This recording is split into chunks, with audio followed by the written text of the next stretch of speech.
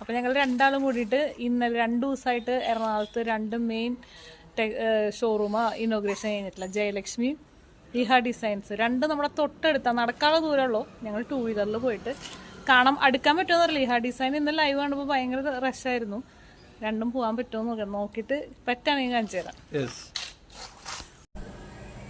അപ്പോൾ ഇത് പോണ വഴിക്ക് ഇതായിട്ട് നമ്മുടെ ഹോളിഡേ ഇൻ ഹോട്ടൽ, അത് കഴിഞ്ഞ് ഇതാണ് ഇഹ ഡിസൈൻ. ഇത് കറക്റ്റ് ലൊക്കേഷൻ വരുന്നത് ചളിക്കവട്ടം നമ്മുടെ പാരീസ് ബ്യൂട്ടിക്കില്ലേ, പാരീസിൻ്റെ തൊട്ടപ്പുറത്തെ ഷോറൂം അത് ഇഹ ഡിസൈൻ.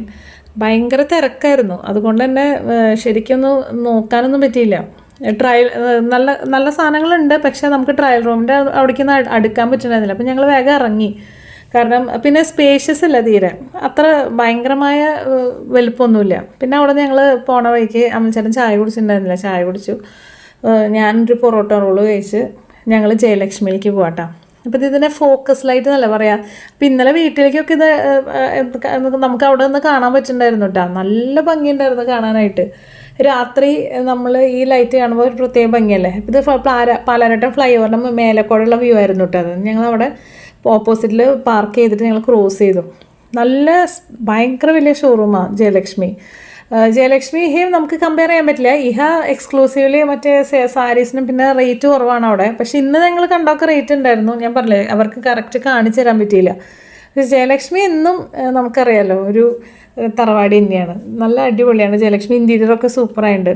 പിന്നെ നല്ല സ്പേഷ്യസ് ആണ്. അവിടെയും നല്ല തിരക്കായിരുന്നു. പിന്നെ ഇത്രയും സ്പേസ് ഉള്ളതുകൊണ്ട് നമുക്ക് അവിടുത്തെ മറ്റേതിൻ്റെ അത്ര തിരക്ക് മനസ്സിലാവണില്ല എന്ന് മാത്രം. എന്നിട്ട് അമൽച്ചാറിനെ കുറച്ച് ഷർട്ടൊക്കെ ട്രൈ ചെയ്തു വിട്ടാൽ, കാരണം അമൽച്ചാറിൻ്റെ ബർത്ത്ഡേ ആണ് വരാൻ പോണേ. അപ്പോൾ എന്തായാലും ഒരു ഗിഫ്റ്റ് വാങ്ങിക്കും. അപ്പോൾ അമൽച്ചാറിനെ കൊണ്ട് തന്നെ എന്തായാലും ജയലക്ഷ്മിയിൽ എന്തായാലും വന്നതല്ലേ, നല്ലത് കണ്ടു. അപ്പോൾ അമൽച്ചാറിന് എപ്പോഴും ചൈനീസ് കോളറാണ് ഇഷ്ടം. അപ്പോൾ അങ്ങനെ അത് വാങ്ങി. ഇത് കണ്ട ഇൻറ്റീരിയേഴ്സൊക്കെ നന്നായിട്ടുണ്ട് ജയലക്ഷ്മിയുടെ. നല്ല എന്താ പറയുക, പിന്നെ അവരെ കാണിച്ചു തരുന്നവരാണെങ്കിലും നമ്മൾക്ക് ക്ഷമയോടുകൂടി ഞങ്ങൾക്ക് കാണിച്ചു തന്ന കുട്ടി നല്ലതായിരുന്നു. പിന്നെ കുറേ നല്ല ചുരിദാസൊക്കെ ഉണ്ടായിരുന്നു കേട്ടോ. അപ്പോൾ പിന്നെ ഞാൻ സ്വസ്ഥമായിട്ട് പിന്നെ വരാമെന്ന് വിചാരിച്ചു. നമ്മൾ വീട് തൊട്ടടുത്തല്ലേ. പിന്നെ ലേറ്റായി, ഞങ്ങൾ ഓൾറെഡി 2 പോയി വന്നപ്പോൾ ഓൾറെഡി ലേറ്റായിപ്പോയി. അപ്പോൾ ഞങ്ങൾ ജസ്റ്റ് കാണാൻ വേണ്ടി പോയതാണ്. എന്നാലും അമ്മച്ചാൻ്റെ ഒരു ഷർട്ട് എടുത്തു ബർത്ത്ഡേ ആയതുകൊണ്ട്. പിന്നെ ബില്ലിൻ്റെ അവിടെ നമുക്ക് അത്ര തിരക്കുണ്ടായിരുന്നില്ല. ഡെലിവറി കിട്ടാനായിരുന്നു ഏറ്റവും പാട്. എൻ്റെ പൊന്നോ, കുറേ നേരം വെയിറ്റ് ചെയ്തിട്ടാണ് ഞങ്ങൾക്ക് ഡെലിവറി കിട്ടിയത്. അടിപൊളി. എങ്ങനെയുണ്ടായിരുന്നു ജയലക്ഷ്മി? സൂപ്പറാ, നല്ല അടിപൊളി സ്പേഷ്യസ് ആയിട്ടുള്ള നല്ല ഷോറൂം. അപ്പോൾ അമൽച്ചാൻ്റെ ബർത്ത്ഡേ ഗിഫ്റ്റ് എന്തായാലും ഞാൻ വാങ്ങിക്കണം എന്ന് വിചാരിച്ചാൽ. അപ്പോൾ ഇഷ്ടപ്പെട്ടില്ലേ? എന്താ മുഖത്തിനൊരു അമൽച്ചാൻ ഇഷ്ടപ്പെട്ടെടുത്ത് തന്നെയാണ്. അപ്പോൾ ഇത്ര ഉള്ളൂ, അടിപൊളിയായിരുന്നു.